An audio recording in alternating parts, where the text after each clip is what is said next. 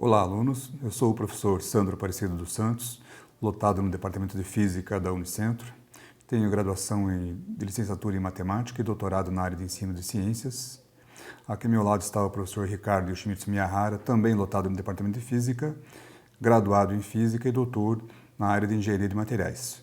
Temos o propósito aqui de conduzir com vocês a disciplina de Física aplicada à Biologia do curso de Ciências Biológicas. Bom, o objetivo da disciplina, então, é trabalhar os conceitos de física dentro das ciências biológicas.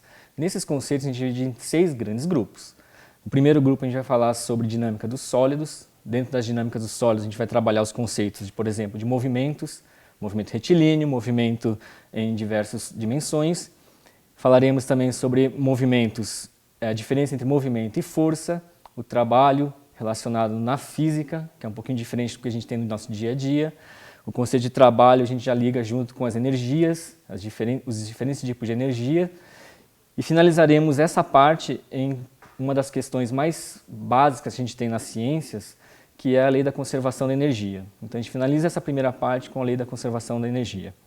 A gente entra no segundo tópico, que seria fluidos em sistemas biológicos. Dentro de fluidos a gente vai trabalhar, por exemplo, a definição do que é pressão, a diferença de uma pressão geral com pressão hidrostática.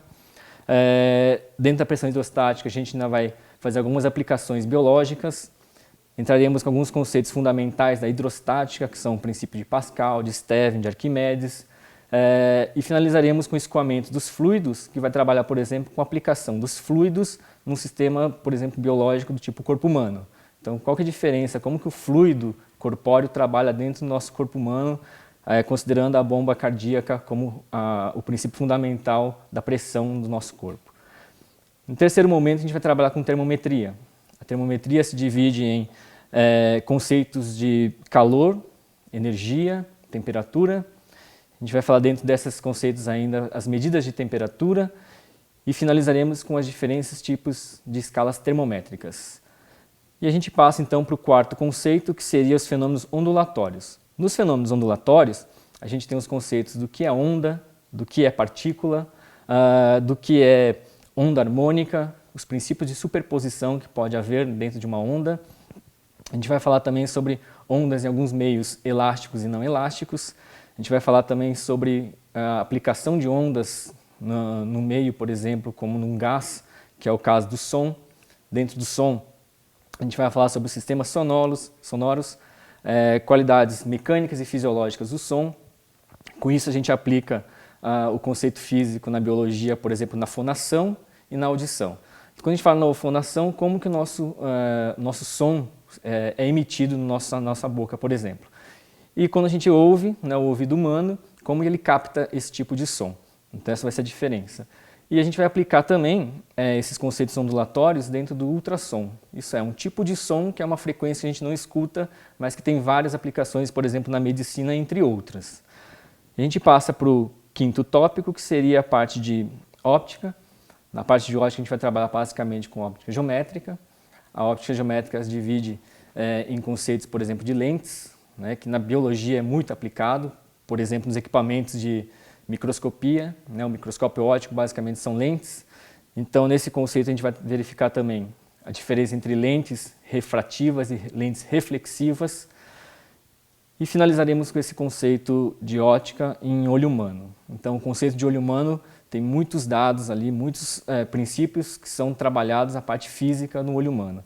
Então, o conceito básico da formação de uma imagem que o cérebro vai captar é puramente físico. E finalizaremos a nossa disciplina com o sexto conceito, que são radiações. Dentro das radiações, a gente tem diversos tipos de radiações. Então, radiações, por exemplo, corpusculares e radiações eletromagnéticas. Nas radiações eletromagnéticas, que está dentro dessa radiação, as luzes visíveis, por exemplo, a luz visível, a ultravioleta, infravermelho, raio-x. E dentro dessas radiações, a gente finaliza com um tipo específico de radiação que a gente chama de radiação ionizante.